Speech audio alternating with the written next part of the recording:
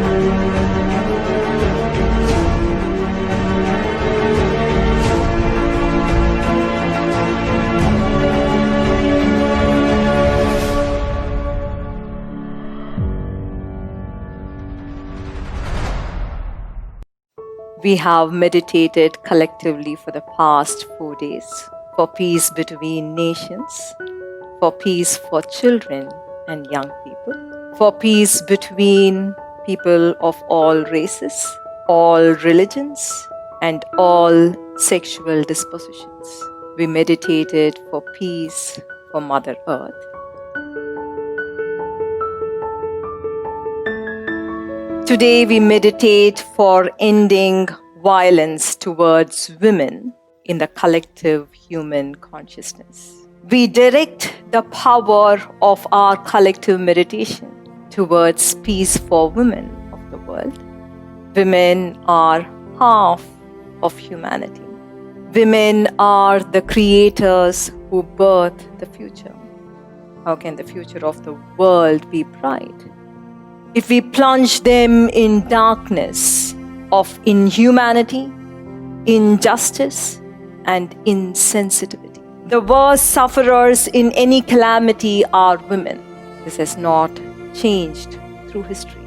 If you look at statistics, the numbers will speak for you. Among people who are below poverty line, more than 70% of them are women because they are paid much lesser than men.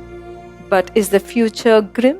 No. Today, in many countries, education for girl children is made compulsory by law. Laws have become much tougher against female infanticide, rape, and marital rape. Slowly, country after country is joining the march and making laws that dictate equal pay for men and women. In a very joyful turn of events, women are even becoming leaders in nations where there was no precedent. Professions that were considered exclusive domain of men are now opening up to women. We need these positive trends to continue. We need it to grow stronger. But are these legislations and new trends in the society alone sufficient? Is it enough? Are they enough to bring peace to women? We actually need a revolution to happen.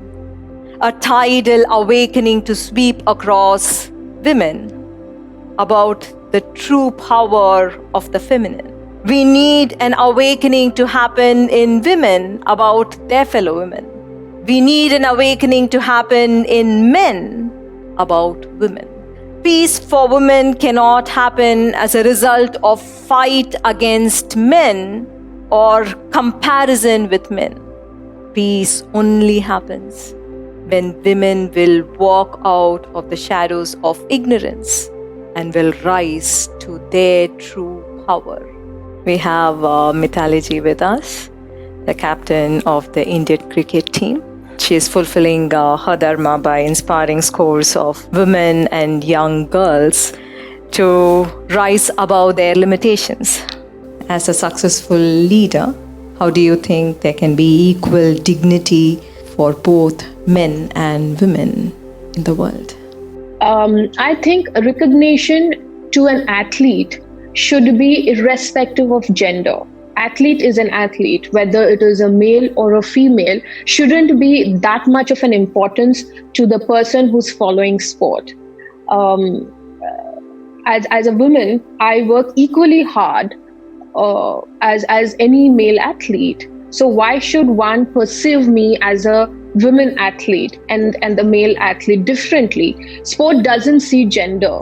It is there, the same rules for everybody. So I think as society, if we look forward to just not sport but any field, and not perceive things as in terms of gender or caste, it will make our society more, I would say, progressive, if we see and give opportunities, an environment to thrive, women as equal as men. When a few million women will rise to their true power, we will be hitting a tipping point, after which there will be a collective shift in the women of the world itself.